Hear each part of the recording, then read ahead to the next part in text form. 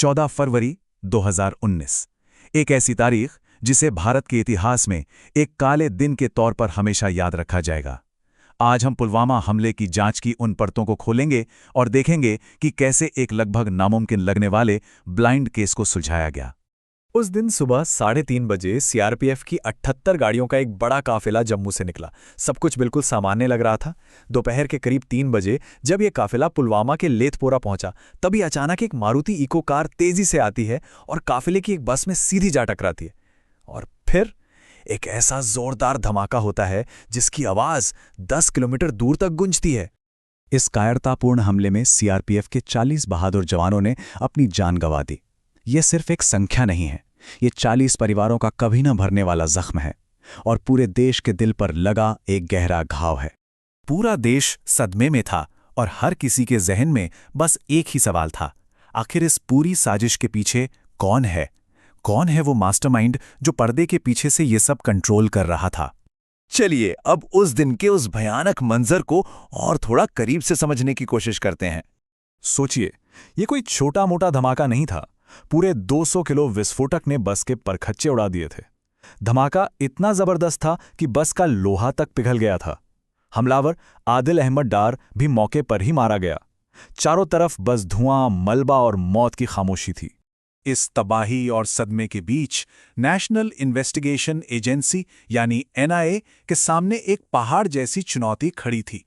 असल में जांचकर्ताओं के लिए ये एक ब्लाइंड केस था। हमलावर मर चुका था, गाड़ी के छितड़े उड़ चुके थे और मौके पर सबूत के नाम पर लिटरली कुछ भी नहीं बचा था। सबसे बड़ा सवाल यही था कि आखिर जांच शुरू करें तो करें कहां से?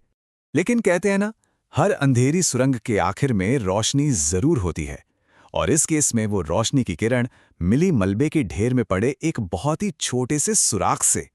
बहुत ही बारीकी से फोरेंसिक जांच चल रही थी। क्राइम सीन के हर छोटे से छोटे टुकड़े को खंगाला जा रहा था और इसी दौरान टीम को उस कार के शॉक एब्जॉर्बर का एक जला हुआ छोटा सा मेटल का टुकड़ा मिला। ये टुकड़ा इतना छोटा था कि शायद नजरअंदाज हो जाता, लेकिन इसी ने पूरी जांच की दिशा बदल दी।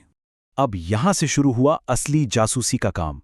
फोरेंसिक एक्सपर्ट्स ने उस छोटे से टुकड़े पर मौजूद धुंधले नंबर्स को किसी तरह डिकोड किया। मारुति सुजुकी की मदद से पता चला कि ये 2011 की एक इको कार थी। इसके बाद एनआईए की टीम ने एक-एक करके 8 सालों में इस कार के 7 अलग-अलग मालिकों को ढूंढ निकाला और आखिरकार ये सिलसिला जाकर रुका उस आखिरी खरीदार पर, सज्जाद भट्ट, जिसने हमले से ठीक 10 दिन पहले ये कार खरीदी थी। कार का सुराग तो मिल गया था, लेकिन असली साजिश करने वाला अभी भी पकड़ से बाहर था और उसे बेनकाब किया एक टूटे हुए मोबाइल फोन ने। हमले के कुछ ही वक्त बाद एक अलग मुठभेड़ में जैश-ए-मोहम्मद के कुछ आतंकी मारे गए। उनके पास से एक टूटा-फूटा फोन मिला, मतलब एक ऐसा फोन जिसे कोई भी देखकर कहेगा कि ये तो अब बस कबाड़ है। लेकिन जब एक्सपर्ट्स ने इसका डेटा रिकवर किया तो जैसे पूरी साजिश का कच्चा चिट्ठा ही हाथ लग गया। और यहाँ कहानी में एक ऐसा ट्विस्ट आया जिसकी किसी को उम्मीद नहीं थी।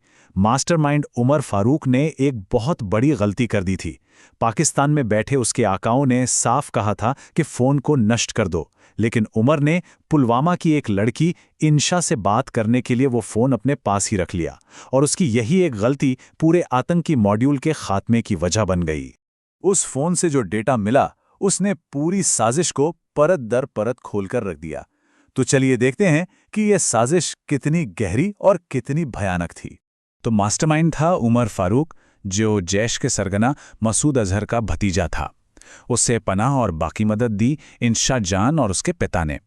और सबसे हैरान करने वाली बात, बम बनाने के लिए अमोनियम नाइट्रेट जैसी चीज़ें अमेज़न से ऑनलाइन ऑर्डर की गई थीं ताकि किसी को शक ही ना हो। शाकिर बशीर ने अपने घर पर इस आईईडी को जोड़ा और आदिल अहमद डार को आत्मघाती हमलावर के तौर पर तैयार किया गया। ये उमर फारूक कोई छोटा मोटा आतंकी नहीं था। वो अल-कायदा और तालिबान से ट्रेनिंग ले चुका एक आईईडी एक्सपर्ट था जो अप्रैल 2018 में आरडीएक्स के साथ भारत में घुसा था। देखिए प्लान कितना पक्का था। केमिकल्स अमेज़न से मंगाए गए, कार की पिछली सीटें हटाकर उसमें 200 किलो विस्फोटक ठूसा गया और आदिल ने अपना आखिरी वीडियो भी इंशा जान के घर पे ही रिकॉर्ड किया था।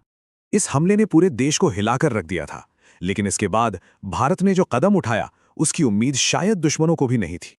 पुलवामा हमले के महज 12 दिन के अंदर 26 फरवरी 2019 को भारतीय वायुसेना ने पाकिस्तान के बालाकोट में घुसकर जैश-ए-मोहम्मद के आतंकी ठिकानों पर एयर स्ट्राइक की और उन्हें नेस्तनाबूद कर दिया। लेकिन हिसाब सिर्फ सरहद पार ही नहीं हुआ। देश के भीतर भी मास्टरमाइंड उमर फारूक, कार खरीदने वाला सज्जाद भट्ट और बम बनाने वाला इस्माइल अलवी, सभी साजिशकर्ताओं को सुरक्षा बलों ने एक-एक करके ढूंढ निकाला और उनके अंजाम तक पहुंचाया। पुलवामा हमले ने हमें एक कभी ना भरने वाला जख्म दिया, लेकिन इसने आतंकवाद के खिलाफ भारत की नीति को हमेशा के लिए बदल दिया। ये हमला उन 40 जवानों के सर्वोच्च बलिदान की याद दिलाता है और साथ ही ये पैगाम भी देता है कि नया भारत छेड़ता नहीं है, पर अगर कोई छेड़े तो उसे छोड़ता भी नहीं है।